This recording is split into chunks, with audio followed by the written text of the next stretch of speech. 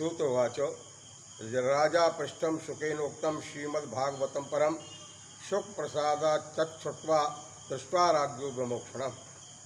सूत जी महाराज बोले, राजा परीक्षित के पूछने पर भगवान शुकदेव द्वारा कथित परम पुण्य श्रीमद्भागवत शुकदेव जी के प्रसाद से सुनकर अनंतर राजा का भी मोक्ष देख करके अब यहाँ यज्ञ करने को उद्यत ब्राह्मणों को देखने के लिए मैं आया हूँ, सूत जी महाराज कह रहे हैं।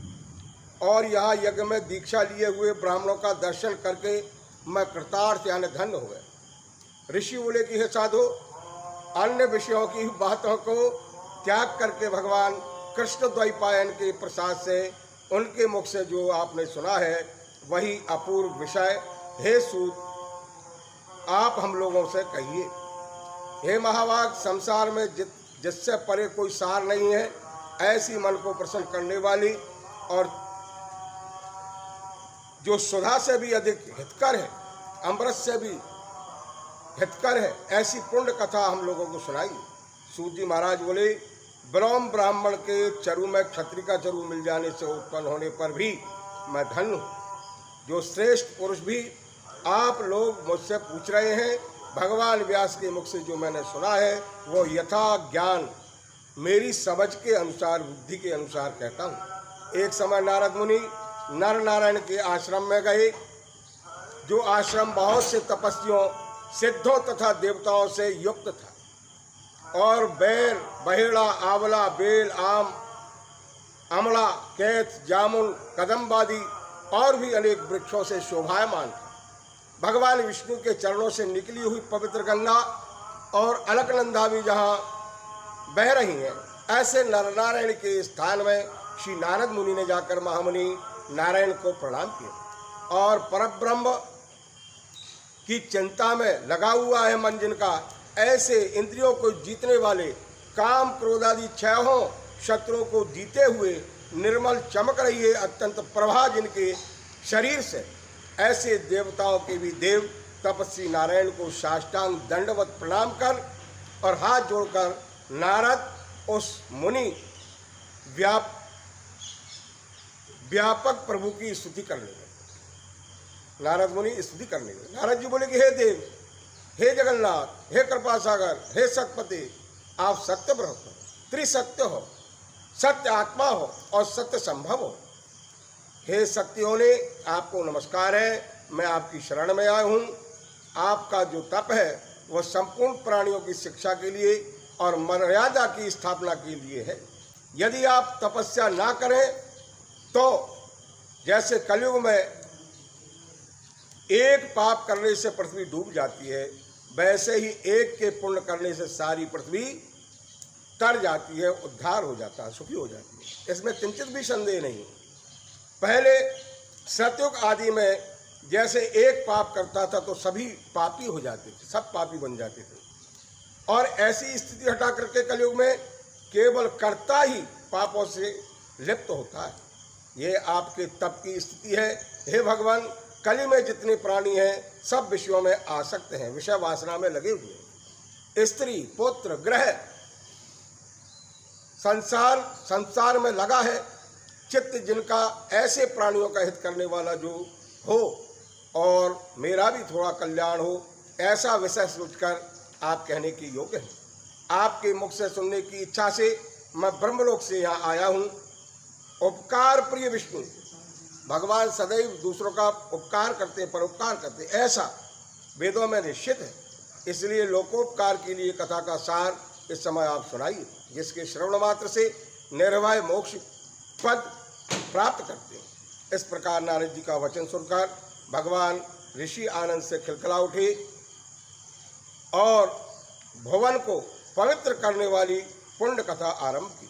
श्री नारायण बोले, गोपों के स्त्रियों के मुख कमल के भ्रमर, रास के ईश्वर, रसिकों के आभरण, वृंदावन बिहारी, ब्रज के पति आदि पुरुष भगवान की पुण्य कथा को कहते हैं। हे नारद, आप सुनो, जो निमिष मात्र में जगत को उत्पन्न करते हैं, उनके कर्मों को हे बस इस पृथ्वी पर कौन वर्णन कर सकता है। हे नारद मुनि, आप भी भगवान के चरित्र का भली प्रकार जानते हैं और यह भी जानते हैं कि भगवत चरितवाणी द्वारा नहीं कहा जा सकता, तथापि अद्भुत पुरुषोत्तम महात्मा आदर्श से कहते हैं। यह पुरुषोत्तम महात्मा दरिद्रता और वैधव्य को दूर करने वाला है, यश देने वाला है, सत्पुत्र और मोक्ष को देने वाला है, अतः शीघ्र ही इसका प्रयोग करना चाहिए। नारद मुनि बोले कि हे मुनि, पुरुषोत्तम नामक कौन देवता है, उसका क्या महात्मा है, यह अद्भुत सा मालूम पड़ता है, अतः आप मुझसे विस्तार पूर्वक कहिए। सूत जी महाराज बोले, श्री नारद का वचन सुनकर नारायण क्षण मात्र पुरुषोत्तम में अच्छी तरह मन लगाकर बोले। श्री नारायण बोले कि हे पुरुषोत्तम, यह मास का नाम जो पड़ा है वह भी कारण से युक्त पुरुषोत्तम मास के स्वामी दया के सागर पुरुषोत्तम है।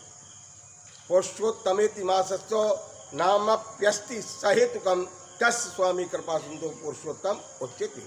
इसलिए पुरुषोत्तम नाम पड़ा, इसलिए ऋषिगण उसको पुरुषोत्तम मास कहते हैं।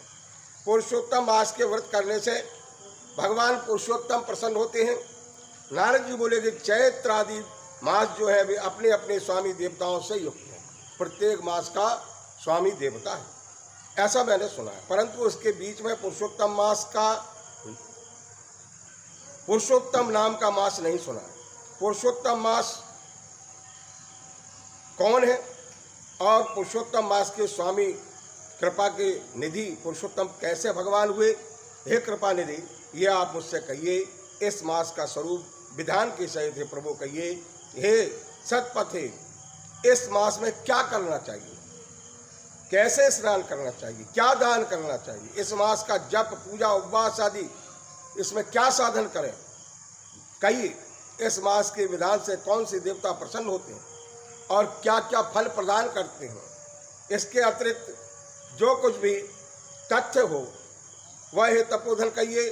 साधु दीनों के ऊपर कृपा करने वाले होते हैं और वे बिना पूछे कृपा करके सदुपदेश दिया करते हैं। इस पृथ्वी पर जो मनुष्य दूसरों के भाग्य के अनुवर्ती, दरिद्रता से पीड़ित, नित्य रोगी रहने वाले, पुत्र को चाहने वाले, जड़ गूंगे, ऊपर से अपने को बड़े धार्मिक दिखलाने वाले, विद्याविहीन, मलिन वस्त्रों को धारण करने वाले, नास्तिक, परिस्त्रीगामी, नीच, जर्जर दासवृत्ति करने वाले, आशा जिनकी नष्ट हो गई है, संकल्प जिनके भग्न हो गए, टूट गए, तत्व जिनके क्षीण हो गए, कुरूपी, रोगी, कुष्ठी, टेढ़े मेढ़े अंग वाले, अंधे, इष्ट वियोगी, मित्र वियोगी, स्त्री वियोगी, आप्त पुरुष वियोगी, माता पिता विहीन, शोक दुख आदि से सूख गए हैं, अंग जिनके अपनी इष्ट वस्तु से रहित उत्पन्न हुआ करते हैं,